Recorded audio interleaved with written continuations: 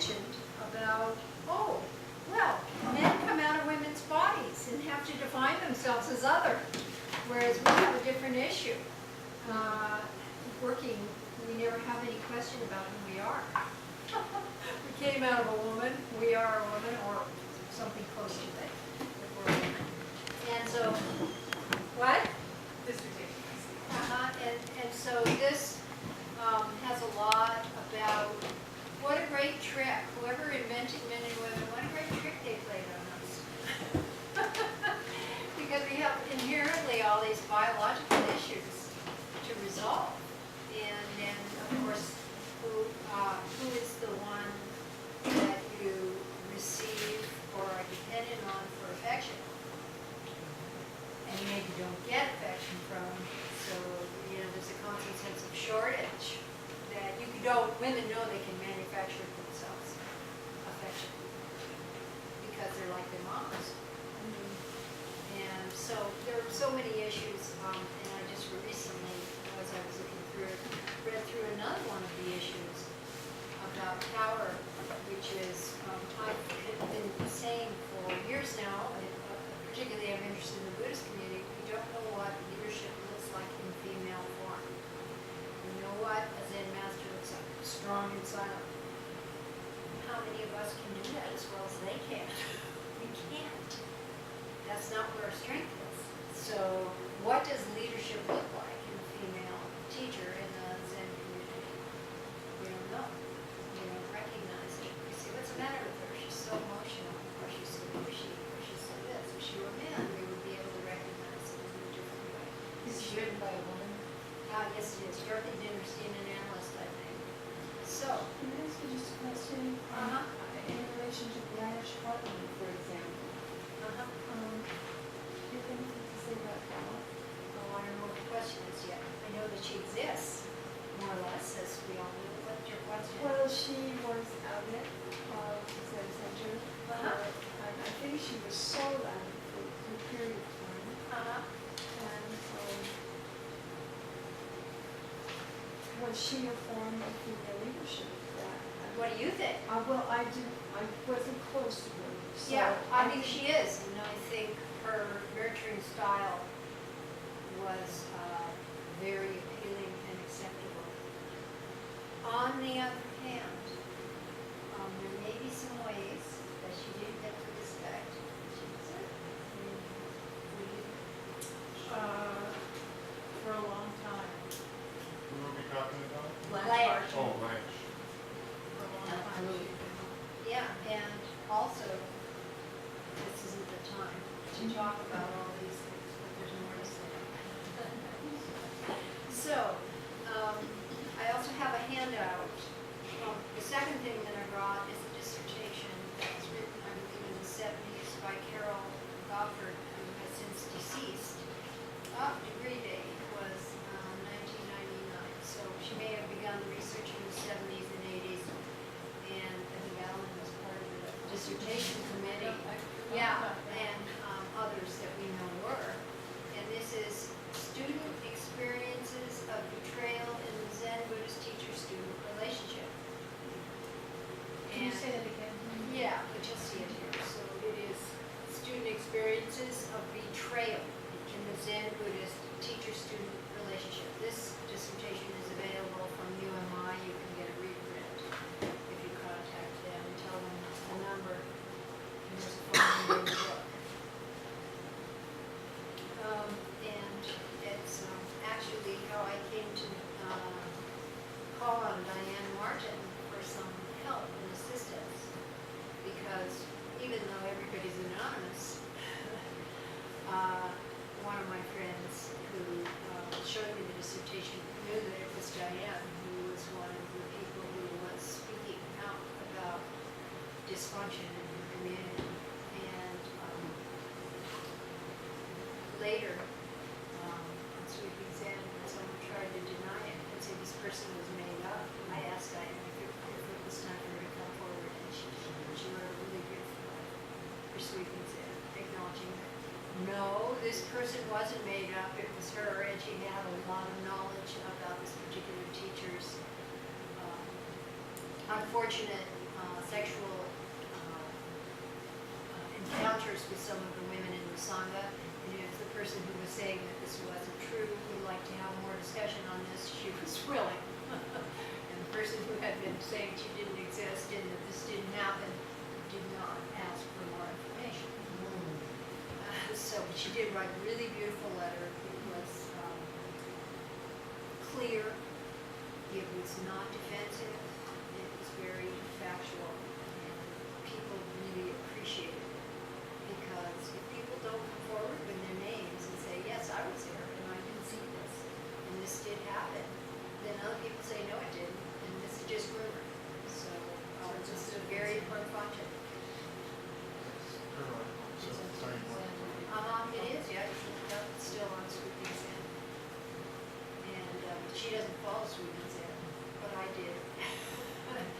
And I had contacted actually a couple people from that community to say, you're going to need to step up now.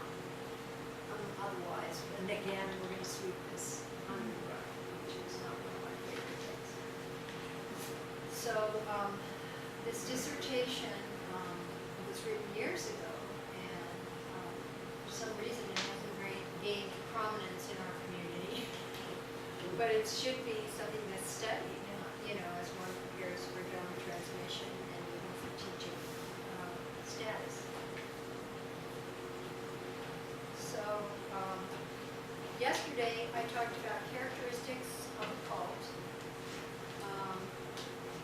reviewed the importance of belonging to human beings, social, and actually they're finding neurological and immunological damage to people who are emotionally disconnected from the group. They're socially isolated. It starts to affect your body. So it's very important stuff. I talked about cult characteristics. I talked about the stages of a teacher-student relationship and the importance of clarifying the possible stages. This is just one model. And the boundaries that would go and the ethical dilemmas that would go with that stages, rather than collapse in imitating an idea that we have about what they're doing in Asia. This is all our projection of what they're doing there and not actually what necessarily is going on. They have relationships that we aren't privy to except through the literature and through maybe the eyes of a teacher who has been there and through the system, but we can't count on that, and besides that, it doesn't translate into our culture. So how we begin to think about this in our own terms and actually have what I will distinguish as mature relationships where there's interaction on both sides and development and individuation on both sides versus what I would call a fantasy bond. You know that term, fantasy bond? Well, a fantasy bond is just what it sounds like, where the relationship is based on fantasy, an infatuation on one or both sides of this. So this is what we're seeing, or have been seeing a lot of in these communities where people are isolated and where there's a single teacher who has these characteristics that I described in the cult to see what they say is the truth, even if it conflicts with, you know, I'm saying it's black and you're saying it's white. So that's a fantasy bond. Is it mutual? Sometimes. Sometimes a person might say, like a teacher might say, I recognize that this person is fantasizing and has a projection and a transference on me, but I'm going to go with it because it's useful. Most of the time, I think it is mutual and unconscious. In other words, we put the teacher up there on the pedestal and we say, well, here I am. Isn't that where I belong? This is fun. This is where I belong. And anybody who questions it is thrown out. So this is how that's reinforced. So I do think it's mutual. That the fantasy bond is created and the teacher buys into it. And anybody who isn't on that program stands out in the community and as a troublemaker. occurs to me that it could be also negative. Yes. The negative transference of demonizing a teacher because of the issues with authority, and particularly for women, this is a hardship because I was talking to my friend and analyst, Polly Young-Eisendrath, and I think this conversation is either out on tricycle or will be coming out on tricycle, and I said something about the negative mother transfer, and she said there is only the negative mother transference, there is no positive transference for the mother. I mean, all that's taken for granted that she's nurturing and she's there. So usually what's carrying over is the negative mother transference. So for women teachers, it's particularly hard. And I think it's my experience that most people didn't quite get enough of their dad's attention and nurturing, most people. And so they really want that from their teacher, and they appreciate that. I notice it in very small ways, and I work with my feelings on it. Every morning at 9:30, I come through that door. And every morning that I come through, that shade is down. I believe if I were a man, that shade would be up, and that door would be prepared. That's my belief. Now, maybe then I'm oversensitive to these issues. I think a little oversensitivity is helpful. I mean, it can be taken to the extreme, but the experience of something that is bothersome is actually useful information for other people. Well, it's something to consider. People go out of their way to make sure that there is water. The teacher has every need met when it's a man, but it's a little more of a nuisance if it's a woman. It's like you should be able to take care of yourself. We all do. So it's interesting to me, and I work with it mostly men.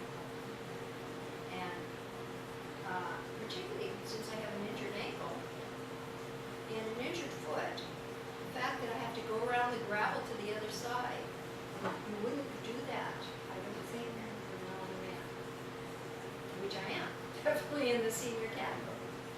So it's something for people to be aware of, how much projection we're carrying and how it affects her.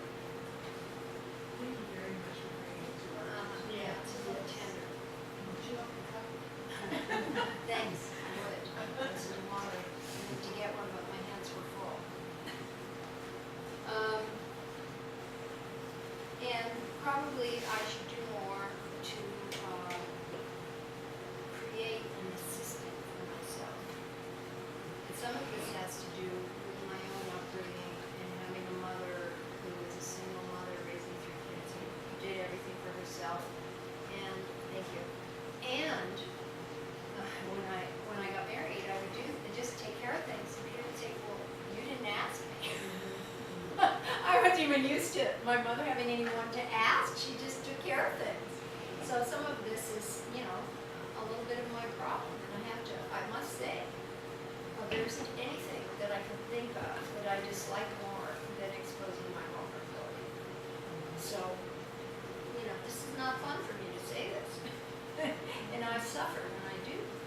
But on the other hand, I think, as you say, it's important to say it for people to become aware of what they're carrying unconsciously in their relationships, both men and women.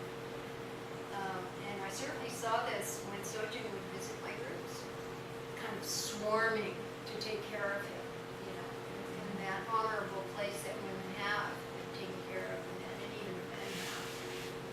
So,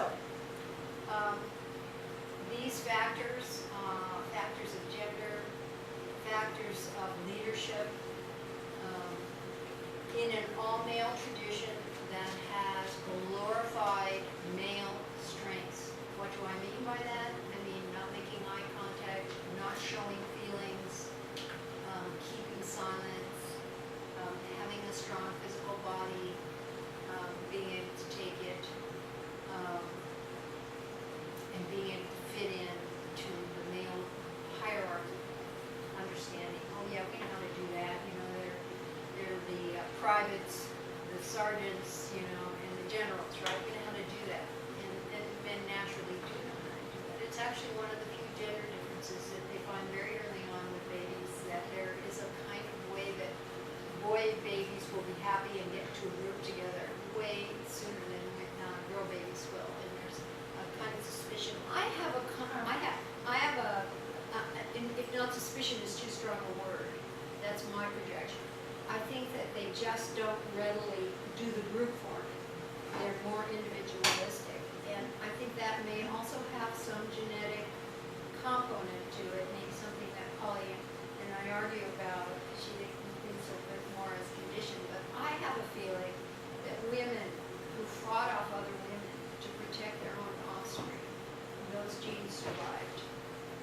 And so that there's a natural competition for the survival of the young among women. And that's one factor. Condition factors are, we're not supposed to be that way, we're supposed to be nice. And we're not supposed to be competitive with other women. Whereas it's fine for men to be competitive. I mean, that's understood, it's cultivated, and encouraged through sports and other military actions. That's some questions maybe. I made it up because it did. I also made up that I think estrogen is a depressant. But based on an N of 1. But I think that it might work out again in the evolutionary pattern because somebody has to be a follower and somebody has to be a leader. And female hormones keep you a little bit down. And the reason I say N of 1 is because I've taken something called DHEA, which is a substrate to both estrogen and testosterone. And a little bit of tea goes a long way. And I noticed I could finish projects without doubting myself when I was taking it. That I had a lot more initiative, and I didn't question, gee, should I be doing this? Was it okay for me to step up and do this? I just did. And so it gave me a lot of oomph. So that's why I have this theory. These are all theories. And I haven't really read anywhere where other people have this theory that women survived by being the ones who were top walking, protecting their offspring. Those genes survived. And that there's some natural selection, competition, and it's a secret. What about that book about the female brain, that when women are pregnant and they get washed, their brain gets washed with these hormones of pregnancy, their behavior changes. Yeah. They become much more, not aggressive, but they will go get what they need to do so they're... Yeah, we're very much affected by our hormones, and certainly the cycles that we go through, the menstrual cycles, we've all been on that roller coaster, so, which also makes us a little vulnerable when we're on that roller coaster. But yeah, the female brain talks about this, and also talks about the aggression and sexuality areas that are become alive. And I think 3 months in utero for boys once the testosterone turns on, and the differences in the brain. So she's written about both the female brain and the male brain. And I can say on an N of 1 that once I had children, and I think other mothers will say this, anybody came near my kid with an evil intent, they were going to have to answer. You will die. Yeah, you will die. I will be capable of killing you if I have to do it with my own hands. Where I never had those feelings before. I never had those feelings before. So the protective instincts that kick in. And did you hear any of you? I might have been during this retreat about my mother.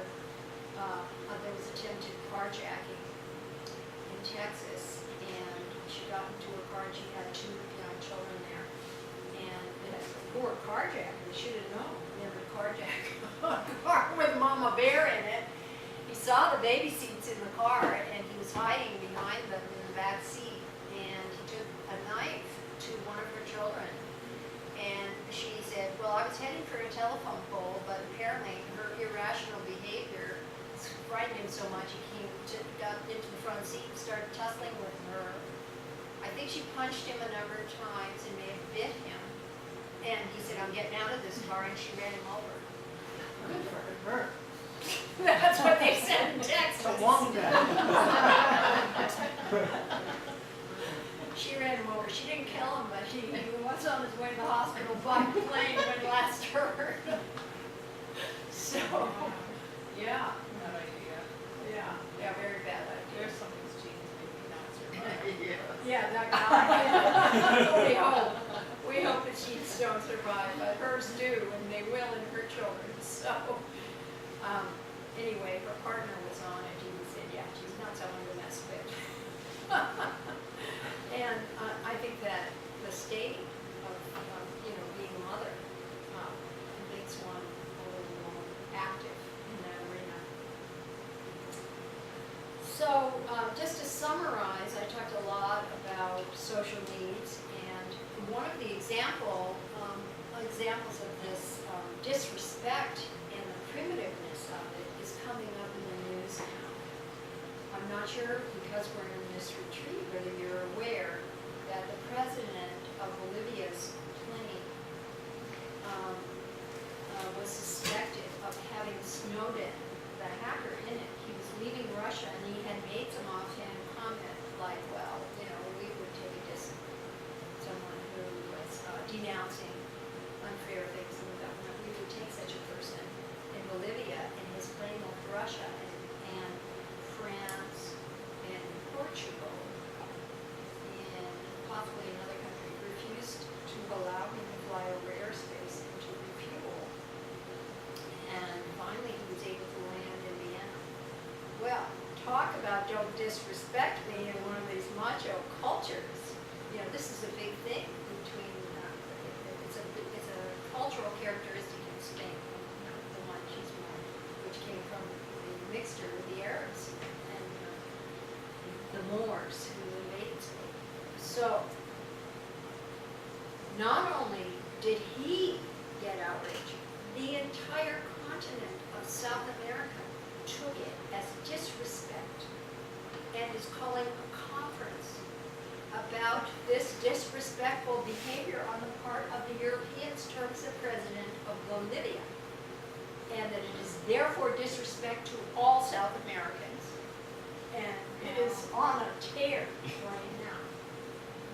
And I think France had to issue a formal apology to Bolivia.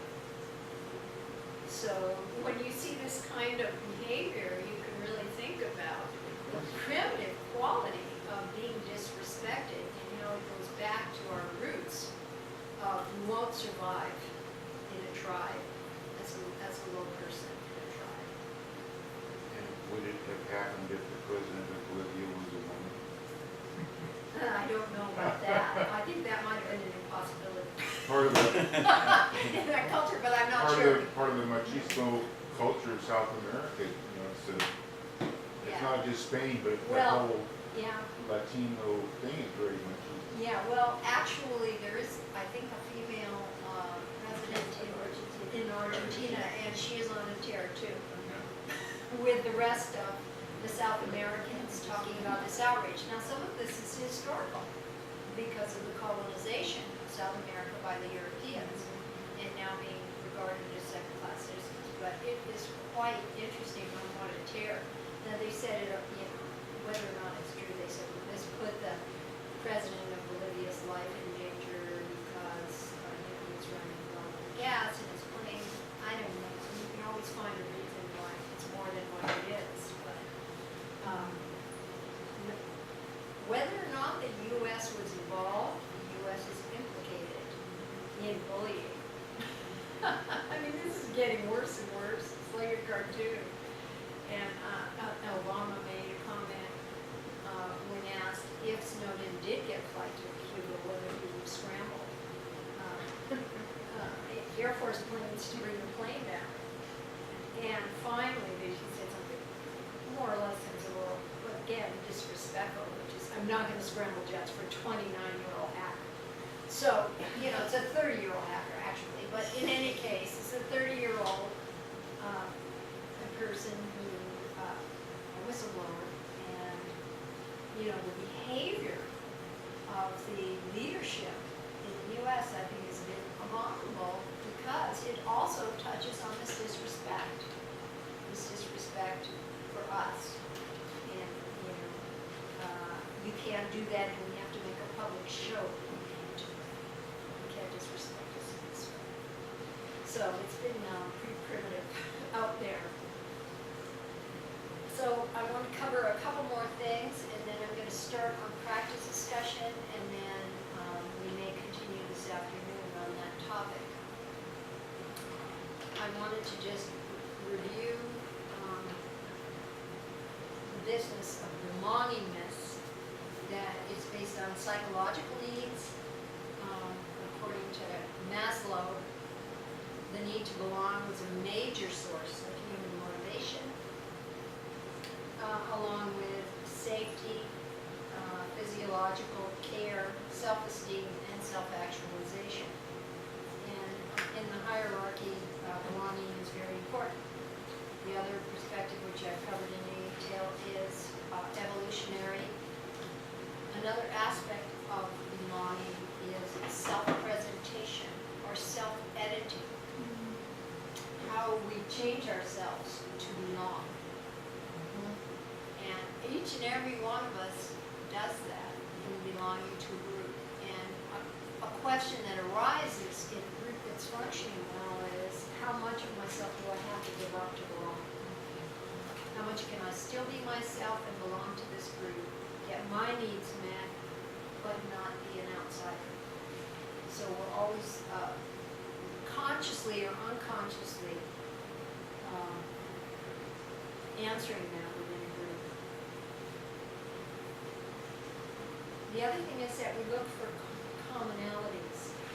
But in terms of the self-presentation, you can see how this really dovetails into what I call the Zen zombie. The Zen zombie that you often see at monastic centers, who's walking around with no feelings and a straight back, and thinks they have to have sort of a blank expression. And so that there's a whole editing of the self and shaping, which actually is not very adaptive if one has to go back out in the world. It's not that useful.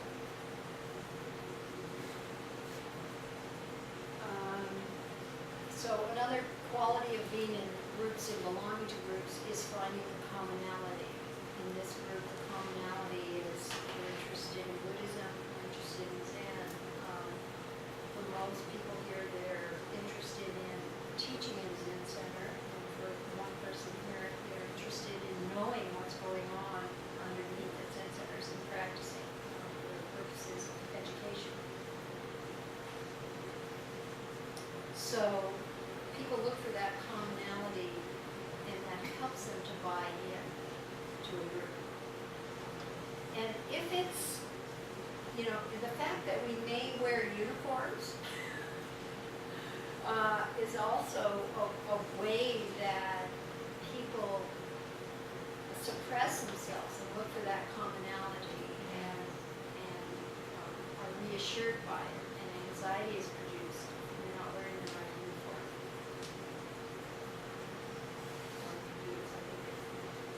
Also, it's recognizable to other people so they can identify who you are, position themselves. Yeah, so when we come into a group, we're looking for that. Some people will project, this group can't be worthwhile, any group that will have me is not worthwhile. Gotcha, Marks. Oh, yeah. Groucho Marx said that, I would like any group that would have me. That would let me join. And then there's the other idea in some way that every group needs us, and we have to sort of take over and make it work. And if we weren't there, things might fall apart. Some people respond that way too. And create a subgroup. If they don't have the legitimate authorization to be in a leadership role, then they find ways to do it with subgroup. So there's a lot of things to be aware of in groups and people's need to belong. And most of this is occurring unconsciously. Christine and I were talking about being tall. And I've had this with other women, and they say, are you wearing heels? Or there's kind of secret competition at this point in our lives to be tall. But there was a point where we really didn't like being tall because it really excluded us.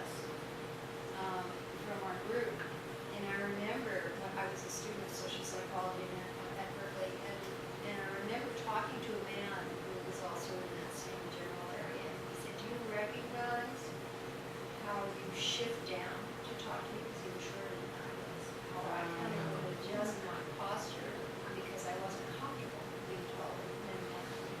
So by the time I got into my 30s and 40s, I was wearing high heels, so it did change. Felt good. Okay, so then I've talked a little bit about, and all of this is leading to how we can help people. You know, not only with healthy teacher-student models, being conscious of the fantasy bond and what we actually want to establish with people. So all of this is leading towards what do we actually have to offer people in practice discussion. And I want to talk about some more vulnerabilities before I go there. The vulnerabilities for those entering Buddhism. Students who enter Buddhism when it wasn't their family religion are running away from something. And they're going to something which they have decided in their head is way better than what their parents had. And that does put a lot of pressure on idealizing Buddhist practice. And the rejection of the parents' way of life can create a kind of alienation which can drive the force to belong within this community. I don't want to be like that. I don't want to be like my parents.